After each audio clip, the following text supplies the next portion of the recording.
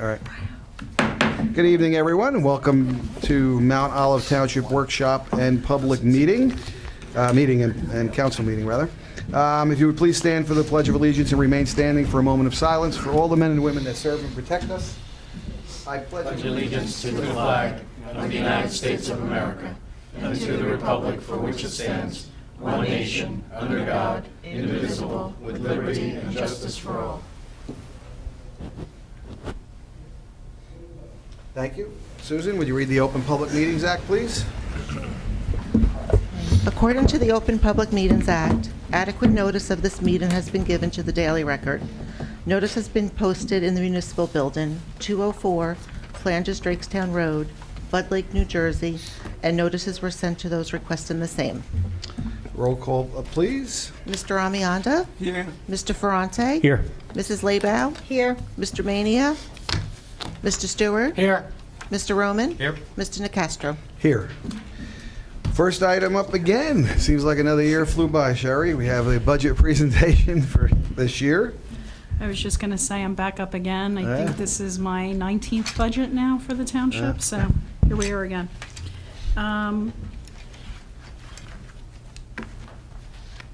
So the budget book was actually distributed to you on Friday. Hopefully everybody has it by now. As you know, we do this presentation, quick presentation to give you an overview of where we are with this budget as compared to prior budgets, so that when you go into the budget hearings in a couple of weeks, you're prepared to be able to make whatever decisions you need to make. So to start, the budget's obviously prepared by the mayor, by Andrew, business administrator, and myself.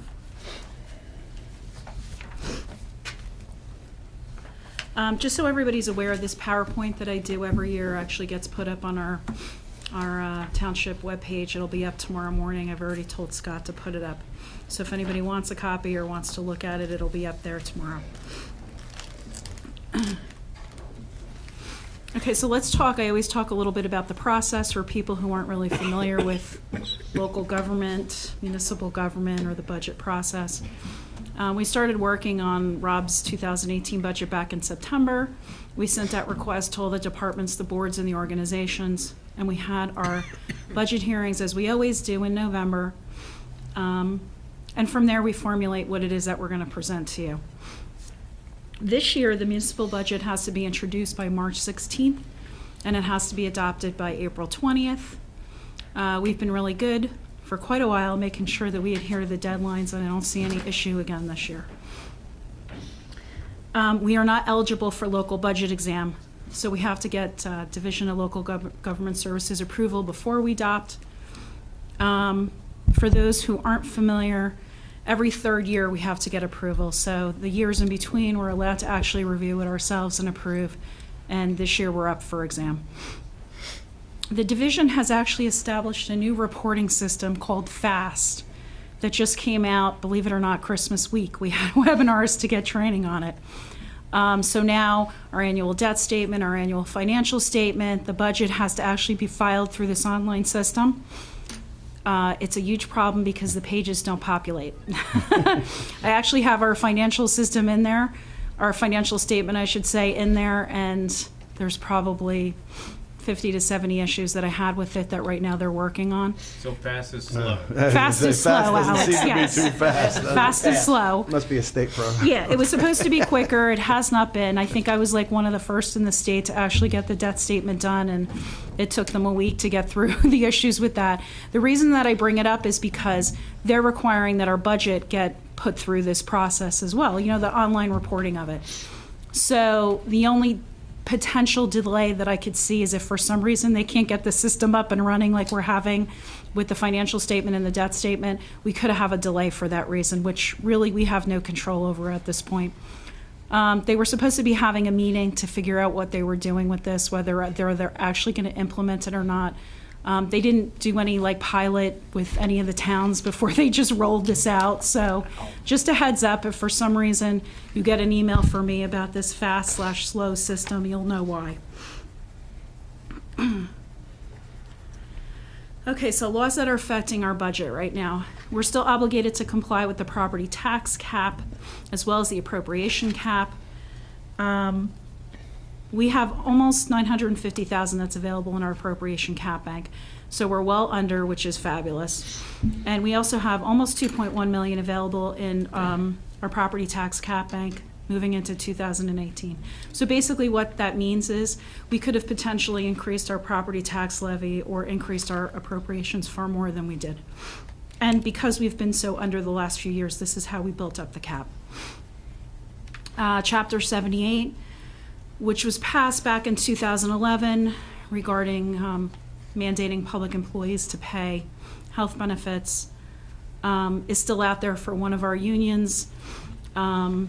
And we're actually going to be taking in about $416,000 in 2018 for employee contributions towards medical insurance. Okay, budget summary. The projected municipal tax rate is 0.606, which is the same as it was in 2017, so we have no planned tax increase. There's also no planned tax increase for the sanitation district. Our rateable base. Our general fund rateable base grew by $28 million, or almost 1%, from 2017 to 2018. And our sanitation rateable base grew by about $7 million, or almost 0.5%.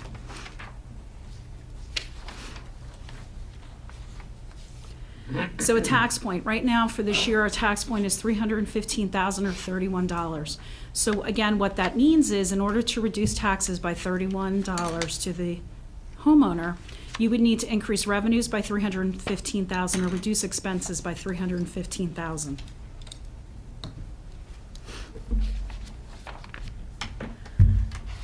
How does this compare to our previous budgets? The mayor had stated in his annual address that he does at the last meeting, we haven't had a tax increase since 2012. For those of you who've been here for a while with me, you know I like to do my charts. I don't really spend a lot of time on them, just to kind of give you an overall global view of where we've been since my tenure with the township, which began in 2000. So this is just my rateable base chart. You can see that, you know, it's been steadily increasing. We've had a few years where it dropped because of tax appeals, but right now we're on the rise again. Sherry, is that big jump because of the reassessment? The big jump is from, I want to say, the BASF tax appeals we had during those years, Alex. The reassessment was back in 1999, I think, or 99, we did the reval. Okay. Okay. Didn't we do a reval around In 2010? 2007. We did a reassessment, but I don't think that would have substantially affected it to that level. I'll confirm with Jack. I believe that the reason for that decrease was because of the No, I'm appeals. talking about the increase, the rateable increase. Oh, the increase was, Trade Zone was still coming on board at that point. Okay, the budget pie. So as you know, we have a lot of people that come in to pay taxes. They pay their tax bill here for every piece of that tax bill. The majority of that tax bill isn't ours, however, we still collect the money. So everybody asks, well, how come, you know, my taxes are going up or whatnot? So I like to say to people, you know, here's the piece of the pie. We represent, obviously, not that large of a piece. The biggest piece is the school piece, which is 69%. 1% is the library. The town is actually 19. The county is 8. 1% for sanitation, and, I'm sorry, 2% for sanitation and 1% for open space. Sure, and I apologize for interrupting all the time. Is that 69% right now the highest it's been in a while? Because I kind of remember being 66, 67. I'll go back and look, Alex. I think you're right. I think it's been around the 66, 67 mark, yes. I will check for you and let you know in the morning.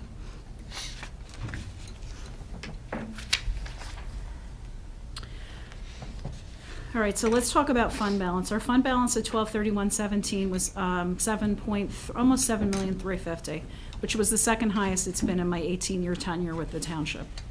So what helped our fund balance this year?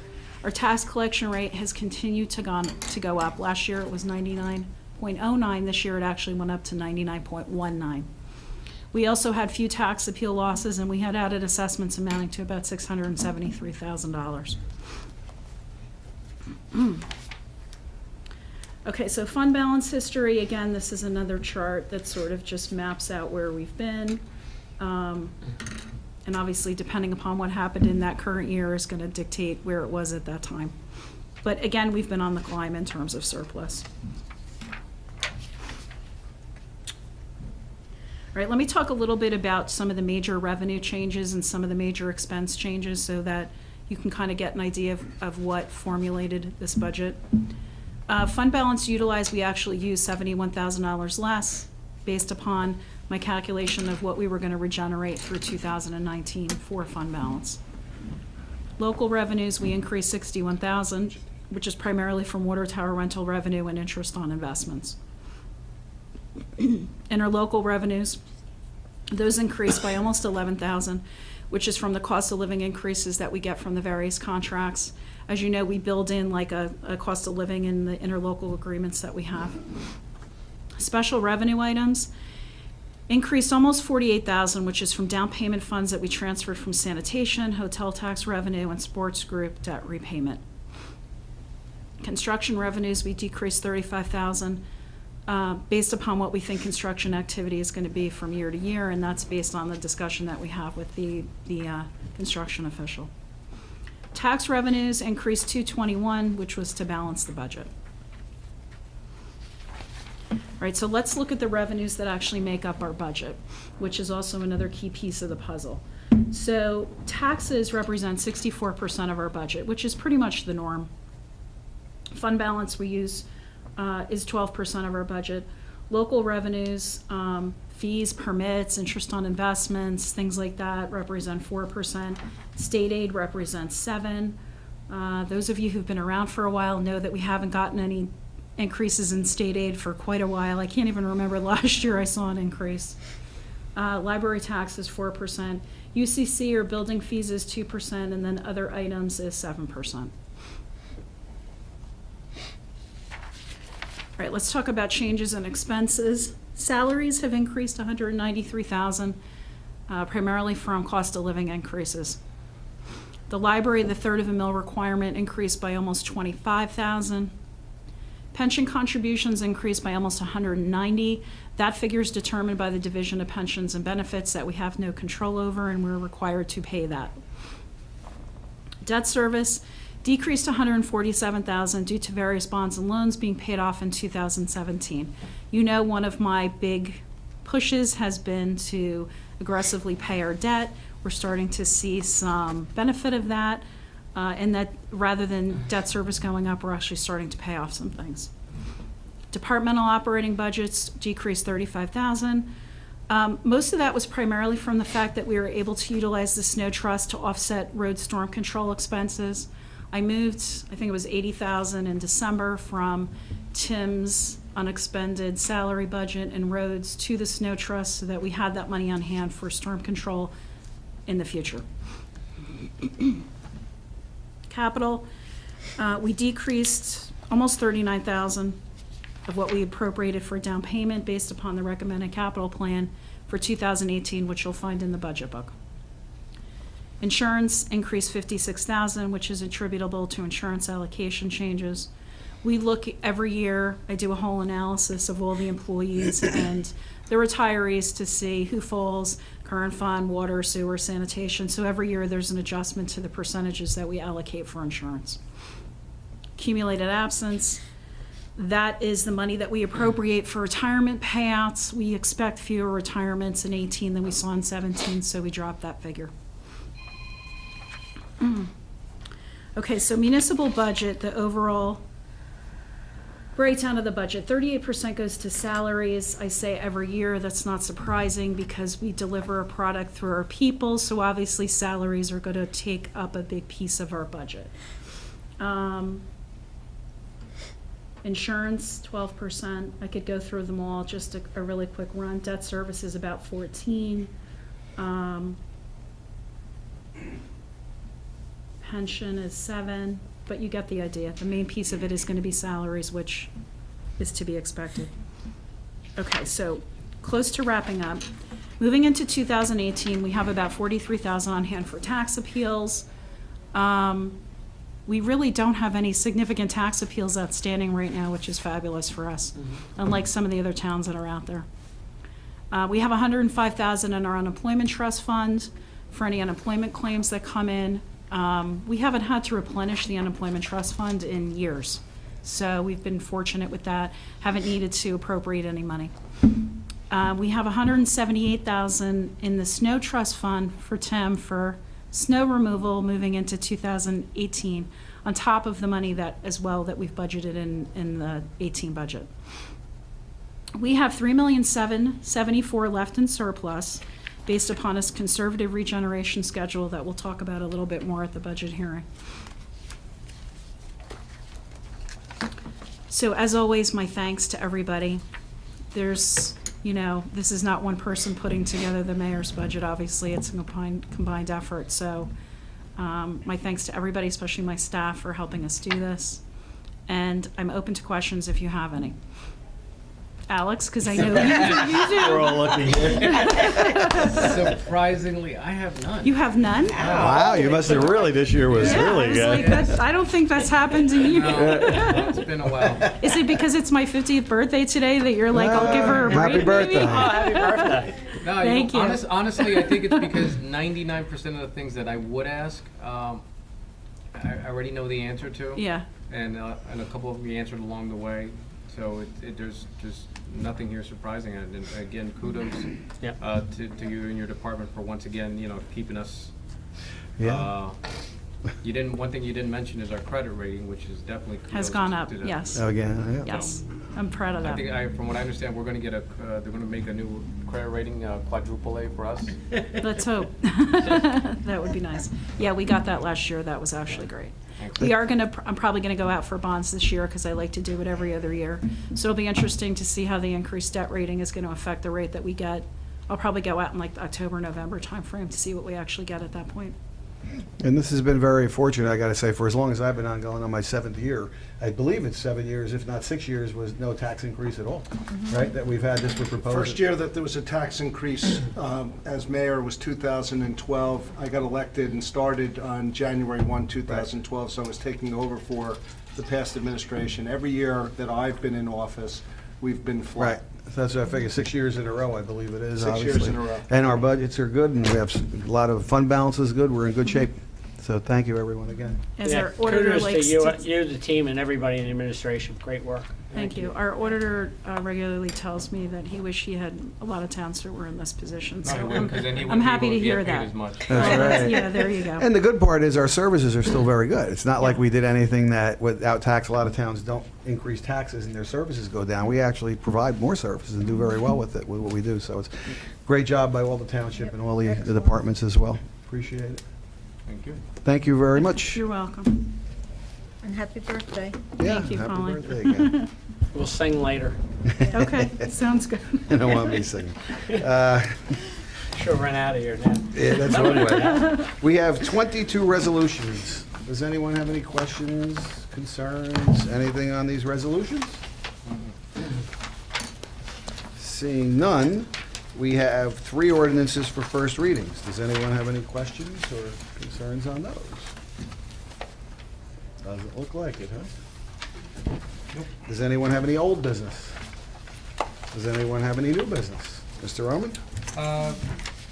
Earlier today and in previous weeks, I've had engaged conversations with a couple of residents regarding the unfriendliness of our township to food trucks. So I think I'd like the administration to, if possible, put together all the regulations that govern food trucks, so that we can look at them and then see if there's any changes that can be made, along with any input from any other departments, like recreation and or police. I have a question. Joe, I'm sorry. I'm going to ask Alex, what do they mean by unfriendliness? I mean, One of them is the 1,000-foot distance that you can be. The other thing, from what I understand, is the way certain businesses are categorized. In other words, if you had a food truck, you can't be near, let's say, CVS, because they sell food. Yeah. So in my eyes, a food truck, taco truck, doesn't necessarily compete against the CVS just because they're selling, taco flavored Doritos. So it's things like this that I'd like to at least, because I don't recall the last time we actually looked into all the governing regulation. About 3 years ago. And then it might be a case where it's that the way we have it is fine, but 1,000-foot distance might be too excessive. And also if we can make it a comparison with other townships and what they also have done. I think the last time we talked about it, when the guy came in, wanted to have that barbecue rib truck. That's right. In the Lowe's parking lot. That's right, that's right. And remember, and I said to him, Lowe's doesn't own their parking lot. That's right, I do remember that now, because we had Yeah, the hot dog guy around the block. Yeah. That was there with the hot dogs. So, I do remember and the that. reason was, is you have the trucks and they're close to a restaurant, restaurant's paying taxes. Right. So, you gotta support your businesses Right. that are brick and mortar, not just We'll driving look to see around. how other towns Yeah, deal with it. that's We'll the best way. report back. That's the best way to do it. Yeah. Thank you. Any other new business? Does anyone from the public wish to be heard in this session? Or you want to wait for the council meeting to be on record, or you just want to go up now? It's up to you. You can go either way. Whatever best form is, this is the first time I've been here, so. Just so you know, the only difference is whatever you say now is not verbatim on the record. Right, if you wait till the council might meeting, wanna then wait it's until the next recorded, one. and, yeah, we'll do that If you want long. to say how wonderful I am, wait till it. Go up now. Do it now. Go now. We'll ask you again in a few. So seeing no one, we'll close to the public. Do we have a motion to adjourn? So moved. Second. All in favor? Aye. Any opposed? None. I open the Mount Olive Township Council meeting for January 16th, 2018. Susan, would you read the Open Public Meetings Act, please? According to the Open Public Meetings Act, adequate notice of this meeting has been given to the Daily Record. Notice has been posted in the Municipal Building, 204 Flanders Drakestown Road, Bud Lake, New Jersey, and notices were sent to those requesting the same. Thank you. Roll call, please. Mr. Amianda? Mr. Ferrante? Here. Mrs. Labow? Here. Mr. Mania? Mr. Stewart? Here. Mr. Roman? Here. Mr. Nacastro? Here. Mr. Amianda, would you approve the minutes from the December 19th public meeting? Yes, Mr. President. I make a motion for approval of the minutes of the previous meeting on December 19, 2017. Second. Any discussion? Roll call, please. Mr. Amianda? Yes. Mr. Ferrante? Yes. Mrs. Labow? Yes. Mr. Stewart? Yes. Mr. Roman? Yes. Mr. Nacastro? Yes. We have 26 pieces of correspondence. Does anyone have anything on those? Seeing none. Next item on the agenda for first reading is ordinance number 1-2018. An ordinance of the Township of Mount Olive, County of Morris, State of New Jersey, amending Chapter 285 Parks, Article 2, Vehicles in Turkey Brook Park of the Township Code. Mr. Ferrante. Sure, I move that ordinance number 1-2018 be introduced by title and passed on first reading, and that the meeting be held on January 30th, 2018 at 7 p.m. at the Municipal Building, 204 Flanders Drakestown Road, Bud Lake, New Jersey, for a public hearing, consideration of second reading, and passage of said ordinance, and that the clerk be directed to publish, post, and make available said ordinance in accordance with the requirements of the law. Second. Any council discussion? Anyone from the public wish to be heard on this ordinance? Seeing none, close to the public. Roll call, please. Mr. Amianda? Yes. Mr. Ferrante? Yes. Mrs. Labow? Yes. Mr. Stewart? Yes. Mr. Roman? Yes. Mr. Nacastro? Yes.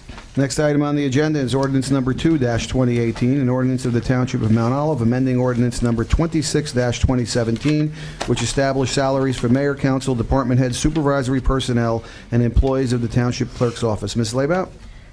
Thank you, Mr. President. I move that ordinance number 2-2018 be introduced by title and passed on first reading, and that a meeting be held on January 30th, 2018 at 7 p.m. at the Municipal Building, 204 Flanders Drakestown Road, Bud Lake, New Jersey, for a public hearing, consideration of second reading, and passage of said ordinance, and that the clerk be directed to publish, post, and make available said ordinance in accordance with the requirements of the law. Thank you. Second. Any council discussion? Anyone from the public wish to be heard on that ordinance? Seeing none, close to the public. Roll call, please. Mr. Amianda? Yes. Mr. Ferrante? Yes. Mrs. Labow? Yes. Mr. Stewart? Yes. Mr. Roman? Yes. Mr. Nacastro? Yes. Next item on the agenda is ordinance number 3-2018, an ordinance of the Township of Mount Olive, County of Morris, State of New Jersey, vacating a portion of 3rd Street by the township. Mr. Stewart. Thank you, Mr. President. I move that ordinance 3-2018 be introduced by title and passed on first reading, and that the meeting will be held on January 30th at 7 p.m. at the Municipal Building, 204 Flanders, Drakestown Road, Bud Lake, New Jersey, for a public hearing, consideration of second reading, and passage of said ordinance, and that the clerk be directed to publish, post, and make available said ordinance in accordance with the requirements of the law. We have a second. Second. Any council discussion? I have a question. Yes. What is the reason for this? There was a request made by a resident.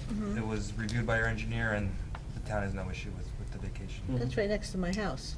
That's why I'm asking. What's the reason? I know the people, I just wondering why they want to have that vacated. What's gonna, They want it vacated so that they end up getting a portion of the road.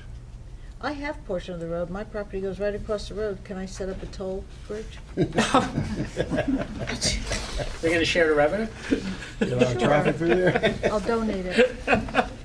Any other questions? Anyone from the public wish to be heard on that ordinance? Seeing none, close to the public. Roll call, please. Mr. Amianda? Yes. Mr. Ferrante? Yes.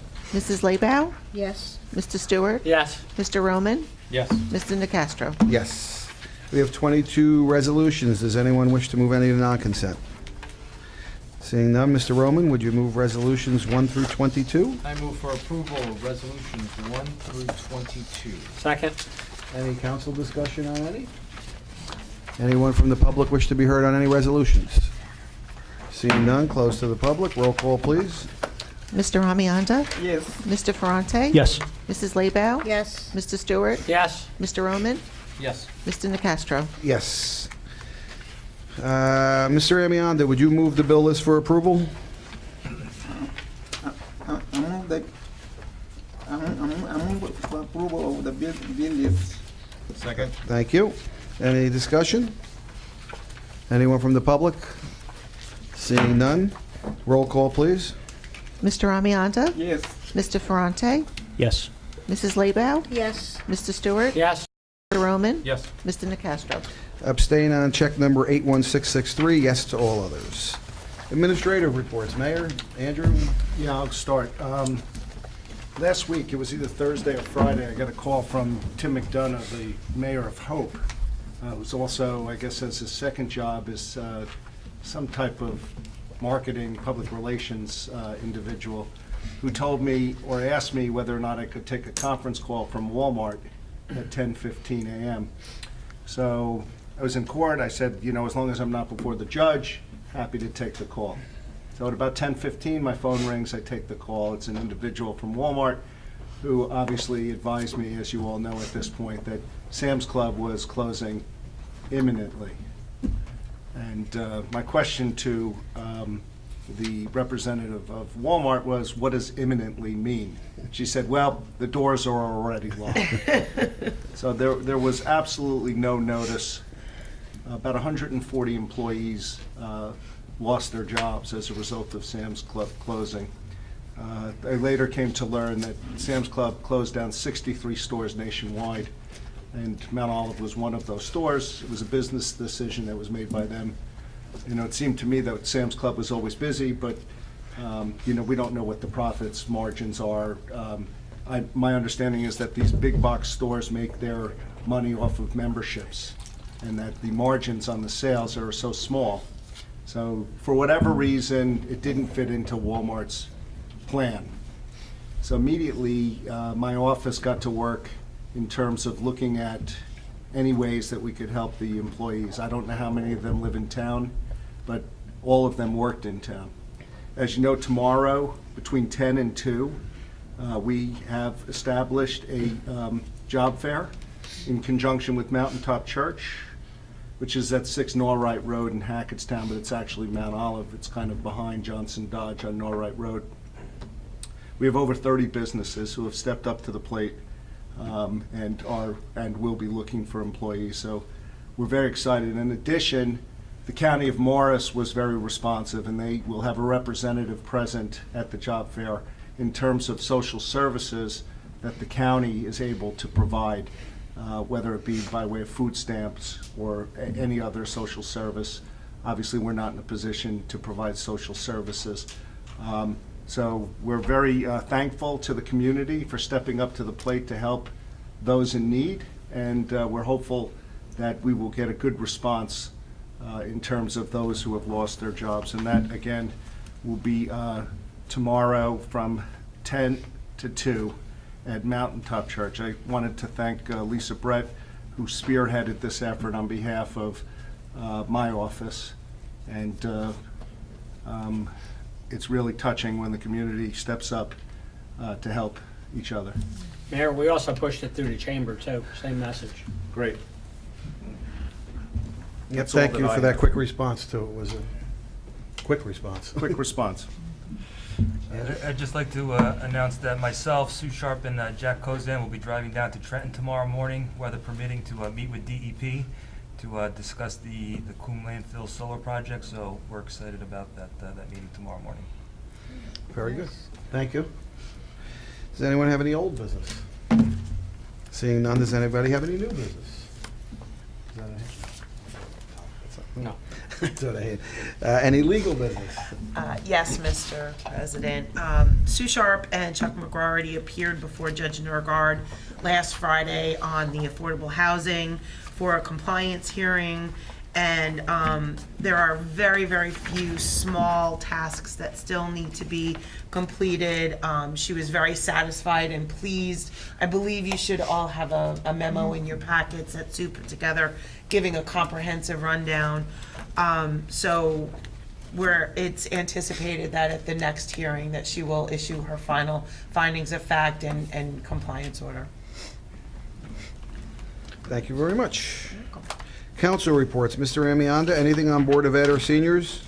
Yes, Mr. President, I have a report on the Board of Education. Mount Olive Board of Education met Monday, January 8, 2018, for reorganization meeting at the Board Administration Building, 6:30 p.m. After opening activities, a call to order, flag salute, moment of reflection, statement of advance notice. Board of Education nominated and elected Ms. Elizabeth Quimet, Board President, for the 2018 calendar year. The Board of Education also nominated and elected Dr. Anthony Gales, Board Vice President for the calendar year of 2018. Reorganization action items included Board President's annual review of the School Ethics Act and Code of Ethics. Board Attorney reviewed School Ethics Act and the Board Member Code of Ethics. The floor was open for the public comments. Board election items. Board reorganization of action items included the appointment of and confirmation of Ms. Lynn Jones, Board Secretary, appointed and confirmed of Mark Zitoma, Board Attorney, appointed and confirmed Mr. Thomas Ferry, Board Auditor, and appointed and confirmed professional services. And that is my Board of Education report. Thank you. The Mount Olive senior citizens did not hold their meeting. The weather has really affected them. The whole of this month, all of their meetings have been cancelled. Yeah. Today was to be the to recover the other meeting they missed, but they also called it off. So it has been a very bad month for the senior citizens. Okay, thank you very much. Mr. Ferrante, anything on environmental, lake, or library? Nothing until next month. Mr. Stewart, anything on economic development, community action? No or meeting on economic development, no formal meeting, but we did kick around, update the charts with everybody who's on it. Community Action Panel, yes, we had our first meeting last week, and starting to finalize what's going to be the event in the July, August, or September timeframe for the community with the smaller business targets. Thank you. Ms. Leibau, anything on open space or Board of Health? We had to cancel the open space meeting because of the weather, so we'll be meeting in February. And tomorrow night, we meet for the Board of Health. Thank you. Mr. Roman, anything on recreation or pride? We meet later this month. Thank you. Does anyone from the public wish to be heard? If you do, just go up to the front. Please state your name and address for the record. Good evening, everybody. Good evening. My name is Jonathan Backman. I live at 6 Indian Spring in Bud Lake. I grew up in Flanders. Me and my wife, both of our parents still live here. We had our first daughter, she's 2.5 now, and that's when we moved back to Bud Lake. We have another son, 7 months old. We love it here. That's why we moved back. We loved growing up here, all the diversity, things to do, it's just a great town. Since we moved here, it's been 2 years, November of 2016, we've had bad water pressure at the end of Indian Spring, which is right at the top of Sandshore Hill when you come up 46. At the maximum, it has been 20 PSI, regularly going below that to 17 PSI. We've called a few times and been explained that, hey, we're at the top of the mountain, so we have the lowest water pressure because of the elevation change. So we've basically dealt with it. We were encouraged to buy a booster pump, which would boost pressure into our house. A couple of our neighbors have done that, and we've been explained that a couple of our neighbors have done that, and they've had good results. If you do that, that'll be good too. That'd be out of our pocket, and then also our electricity usage. 3/4 horse motor uses a significant amount of energy. So anyway, we've been dealing with it for the last 2 years. Since Thursday morning, we have had no water pressure. It's been between 6 and 8 PSI, which is very minimal and barely any running. According to the New Jersey, the Safe Drinking Water Act, 20 PSI is the absolute minimum.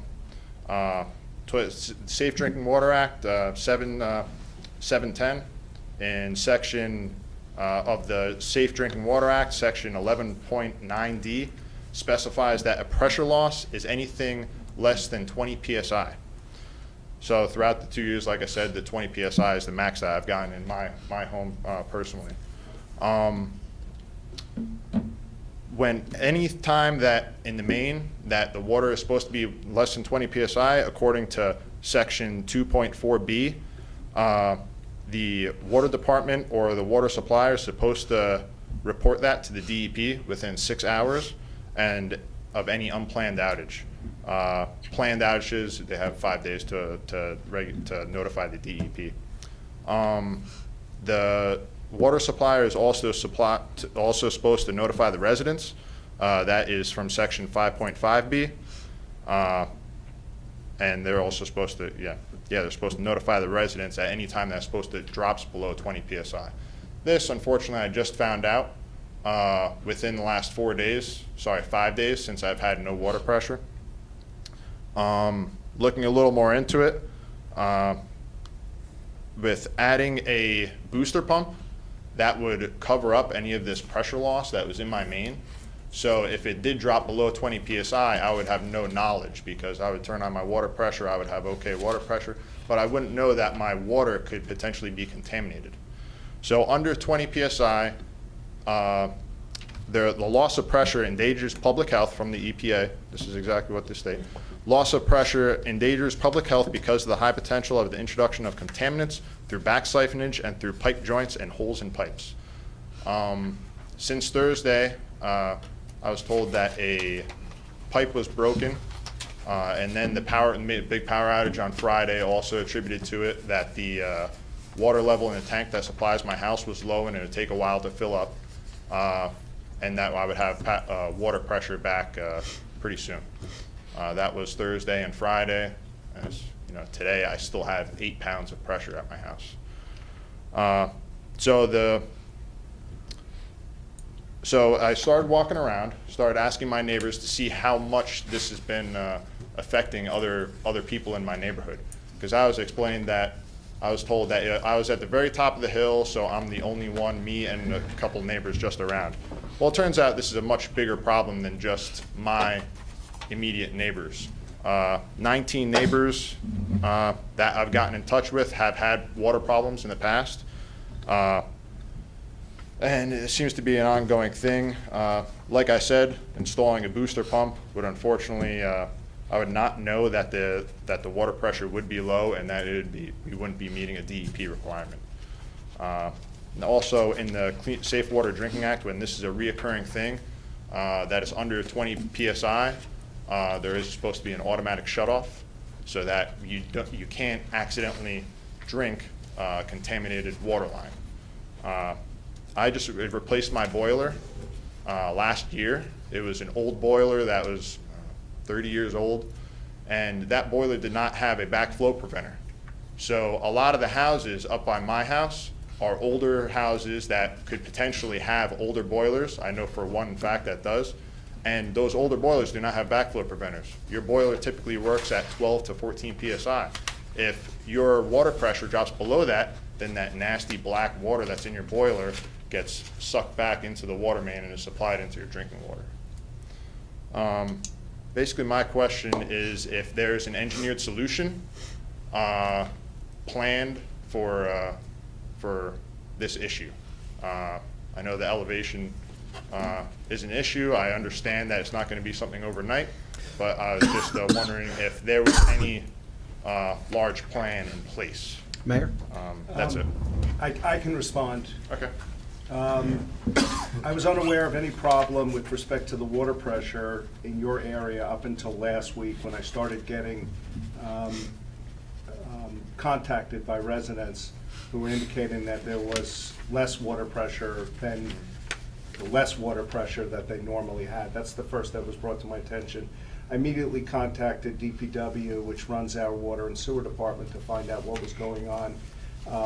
He was unaware of any particular problems that had occurred, looked into it and found that in fact there was a leak in the system which caused the water pressure to be decreased. I don't know what levels. I have no reason to doubt what you're telling me is true. I also have no reason to doubt what you're telling me is true with regard to your normal water pressure and that it doesn't meet DEP standards. So what I'm going to do, Tim Quinn is sitting in the back of the room. He's our DPW director. I suggest you sit and talk with him, give him your contact information.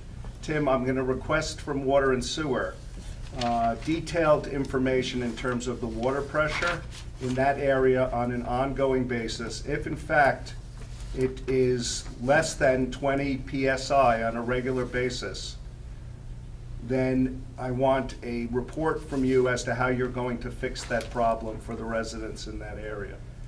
I want you to stay in touch with, I apologize, Jonathan Backman? with Jonathan in terms of any particular correspondence with me is to go to Mr. Backman as well, and so that we can come up with a solution to what sounds to me to be a problem on many different levels in terms of what the law requires and what the township is providing. So we'll take it from there and we'll move it forward. At this point in time, this is the first that I've learned of the water pressure problem, which was last week. So the answer to your question is there is no plan in place, but the township is prepared to fix the problem going forward. And what can also be, my house is at the top of the hill. Water is fed down to other people down at a lower hill. Every foot of elevation is approximately, I believe, 0.4 PSI. So people at the lower elevation might have a higher pressure, but they're coming from a contaminated main that is a section of lower pressure. I understood everything that you said in terms of your research, in terms of what the township is required to do, and I'm prepared to meet the requirements, obviously, there should be no residents in the township who are not, at a minimum, getting what is required by the DEP in terms of water.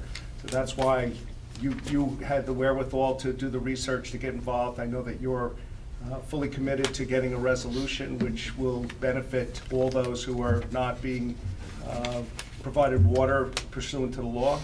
And I'm going to ask Tim that, within the next 2 weeks, that you get us something in terms of where we stand and where we're going. And then you can come back in 2 weeks and we'll see where we are and what the township can do. Okay? Greatly appreciate it. Thank you. Thank you. Thank you, Mr. Roman. Tim, I have a question, if you wouldn't mind. Thank you for bringing that to our attention, John. Appreciate it. Tim, do our water systems have alarms? Yes. And Everything is metered, everything is gauged. I'm going to get a report. We're going to see what's going on over in the Indian Springs section. Okay. You know, we did have the power outage, we did have a water main break. There was one other issue, which I'm trying to get information on now. But we'll get this resolved. Okay, and once you get it resolved, if you could also let us know whether this is an isolated problem, or is this an endemic problem with let's say, the whole system as it's starting to degrade, and if anything that we should be planning ahead for. Yeah, the system he's referring to is the Indian Springs system, which covers Allcrest, Indian Springs area. So it's actually one system that covers 2 areas. There's several wells that feed that area. We'll find out what's going on. I'd like to see the raw data. You'll have it. Thank I you. look forward to it. Thank you. Ms. Leba? Thank you, Mr. President. Tim, isn't that the area that the tank is lower and the houses are all higher? And did we at one time, a couple of years back, talk about maybe putting another tank up higher so they would be? There was, many, many years ago, when they built the Cardinal Lane development, there was plans to add a second tank in there, but the plans never went through. So it never happened, which would have been on a higher elevation. And that would have satisfied that issue that they. When that was The water being pressure. talked about, it was also to supply water with the other smaller developments, Bridle Lane, Kings Court area around there that do not have city water. So that was just a bigger part of the plan that was going on, not just to focus on the Allcrest and Indian Springs area. It was more broad. Okay. So, all right, so something that was kind of going to solve the issue in one section just grew a little bit too big to really. For some reason, it just didn't happen. Yeah. To me, it would have Because I been mean, it would have definitely helped the situation, but it did not happen. Okay, so Why? I have no idea. do we still have the plans for that anywhere? or- I believe the lot was sold and there are no plans that I know of for it. This was being handled by a private developer, and I couldn't tell you what happened. We have another meeting in 2 weeks. Okay, thank you. Next council meeting is in 2 weeks. Thank you. We're going to address it in 2 weeks, but you should have some information before then. Thank you.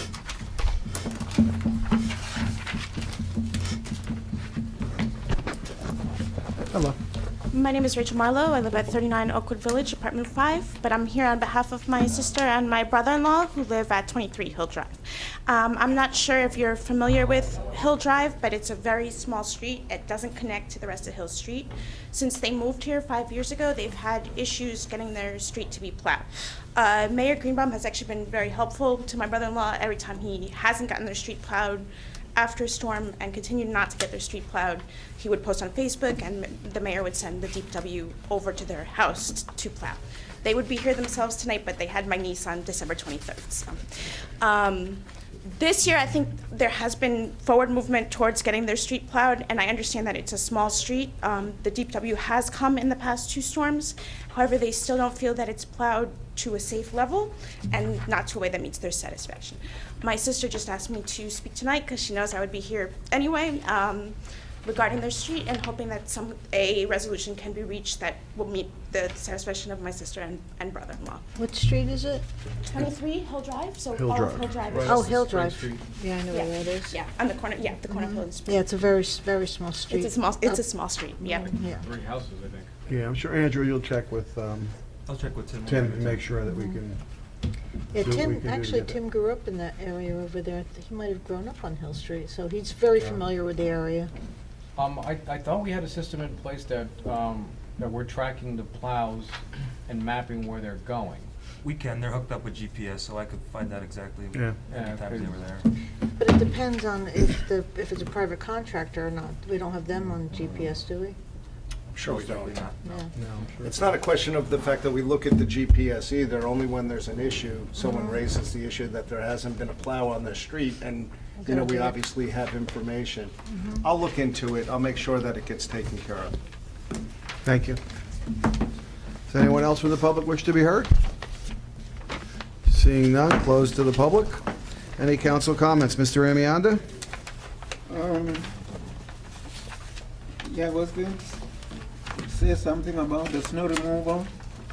I'm thankful to the employees from all the departments, for all of the departments, of the Department of Police, Department of Sanitation, and Sanitation, for doing an excellent job of keeping the roads safe and plowed during the snowstorm.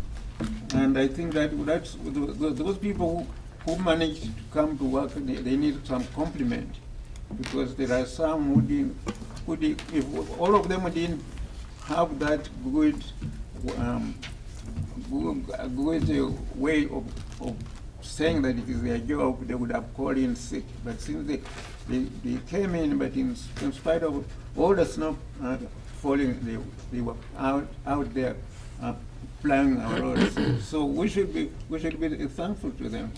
And if it was possible, we could send out an email, a departmental email to each employee who came to work on that particular day, to show that we recognize them, although that's the best that we can. Thank you. Mr. Ferrante, anything? Nothing. Ms. Lebo? Yes, thank you, Mr. President. I just want to thank the mayor and his staff and Sherry and her staff for the excellent, really awesome job on the budget this year, and it is truly an honor to be able to tell people that 6 years in a row we haven't had a municipal tax increase, and we haven't lost any services, and overall the town has been improving. And we It's a- paid down debt. Yep, paid down the debt. That's the key thing. That is like so incredibly I can only fantastic. imagine our credit score.